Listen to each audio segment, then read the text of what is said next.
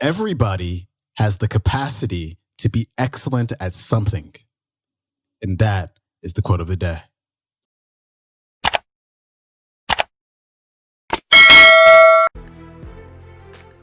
Welcome back to the Quote of the Day show. I'm your host, Sean Croxton of SeanCroxton.com. Thanks for tuning into our Thursday episode. Today's featured speaker is Mr. Brian Tracy. He's been a speaker on so many stages and the author of so many books. And today, Brian is here to remind me and you and everybody else that we have the capacity to be excellent at something. Here's Brian.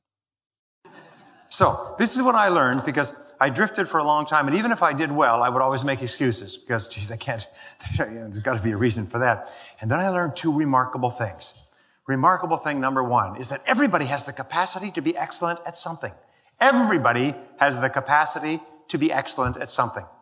We are engineered with it. Now, you say, well, what about the hopeless person who's got Down syndrome and is multi-crippled and has multiple sclerosis? The weakest form of argument is to argue from extremes.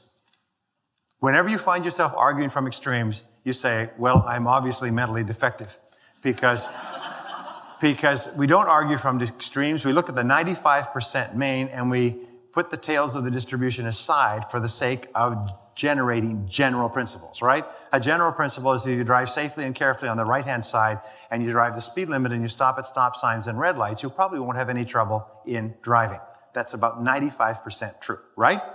Okay, so that's where we keep our minds. So we know that just about everybody can be excellent at something. But here was the real mind shifter for me, is I learned that everybody who's in the top 10% started in the bottom 10%.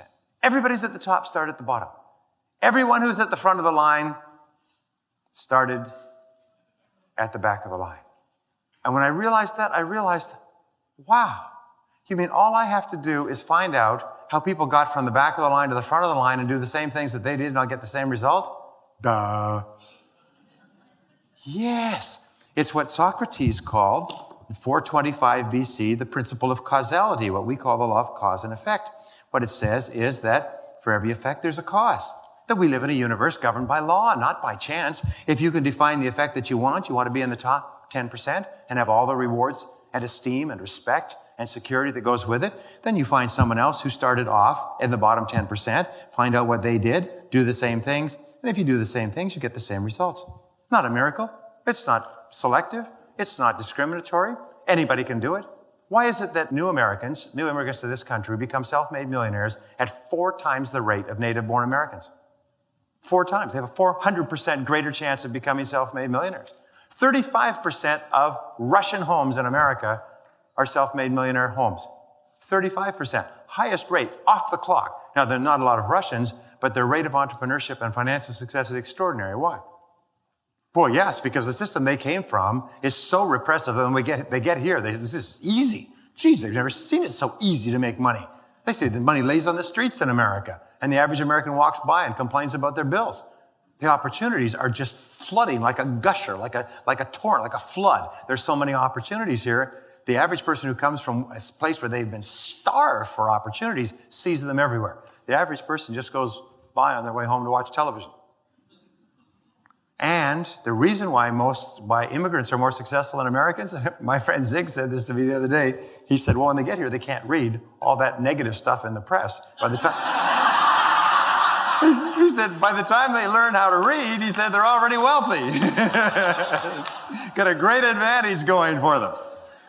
Ben Wattenberg said, the good news is that the bad news is wrong. Even at a time when our economy is booming, the ratio will be 7-to-1 negative stories to positive stories. Don't you believe them.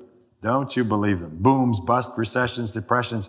Economists are those who predicted 18 of the last 2 recessions. The point is that everybody can get into the top 10%. All you have to do is put one foot in front of another until you get there. And there's nothing that will stop you.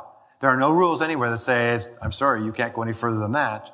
And you are in the bottom 60%, and you may be in the top 10%. There's no rules. The fact of the matter is that I promise you, I have seen every single type of person with every conceivable limitation you could ever dream of who has put one foot in front of the other because they're clear, I want to be in the top 10%. Now, you can't hit a target that you can't see. So what you do is you say, okay, what does the top 10% represent in my field? How much do people in the top 10% make?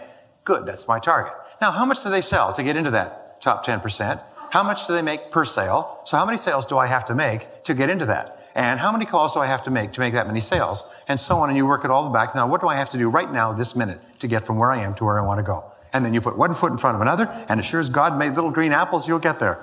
And everybody will turn around and say, boy, you sure are lucky. Isn't that right? It's the most incredible thing.